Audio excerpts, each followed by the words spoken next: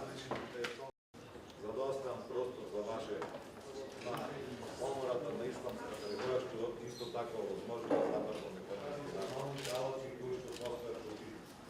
Што се однесува до можностите нашата и петрохимијата, меѓутоа и автоматскиот период.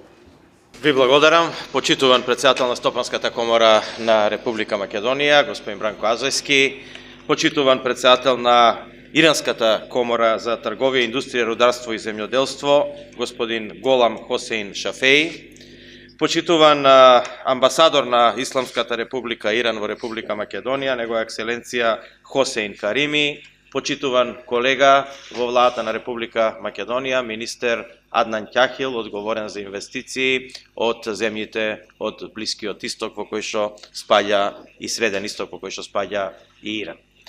Јас ми представува задоволство да во името мое лично на стопанствениците во Република Македонија, чиј представник сум, ви посакам добродојде во Република Македонија, да посакам да нашата соработка се зголеми. Ги слушнавме бројките од председателот на Иранската комора, дека тие се доста сиромашни во споредба со можностите кои што ги имаме.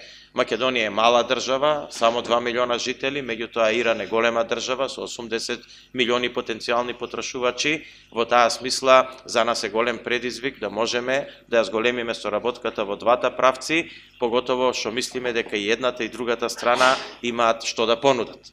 Јас за жал денеска морам да бидам присутен во парламентот во 11 часот, бидејќи има парламентарни прашања, а нормално мораме да го почитуваме парламентот, но затоа господинот Аднан Ќахил ќе остане со вас и тој ќе ви ги објасни подетално сите планови на македонската влада врзани за економскиот раст и економските политики во Република Македонија. Јас ќе кажам само накратко, ние направивме група на мерки, значи сет на мерки кои што ќе ги преточиме и во закон. Тој закон е моментално во парламентот и јас очекувам да тој биде изгласан до средината на мај месец најкасно. Тој е доста поддржувачки за сите инвестиции кои што доаѓаат во Република Македонија, за соработка на странските фирми со македонските фирми. Јас ја користам оваа прилика, без да навлегувам сега во суштината на законот, зашто покасно ќе можете да разговарате со колегата министер Ќахил, да го погледнете законот, да ги погледнете мерките и да ги препознаете истите како стимулативни за ваше доаѓање и инвестирање во Република Македонија.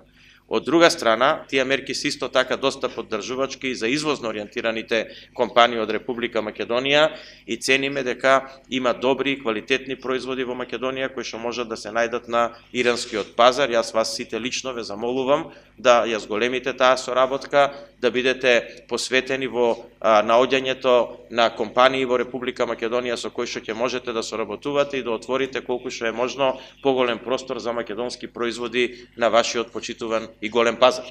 Така да ценам дека просторот за соработка е голем, значи кога имате мала соработка, тоа е и мана и предност. Значи мана е заради тоа што таа соработка во моментот е мала, ама предност е заради тоа што има можност за големо зголемување. И тогаш процентите нели многу брзо да растат и тогаш тоа е значи од друга страна голема предност. Јас нема да должам повеќе. Ви се заблагодарувам уште еднаш за вашето присуство, ви посакувам пријатен работен ден, уште еднаш се извинувам што ќе морам да заминам, но ете имате представник на владата кој што е компетентен и одговорен за дадената област и ве молам, значи, искористете таа можност и ве охрабрувам да направите колку што може повеќе економски релации и повеќе економски сделки со Република Македонија. Ви благодарам на сите за вашето присуство.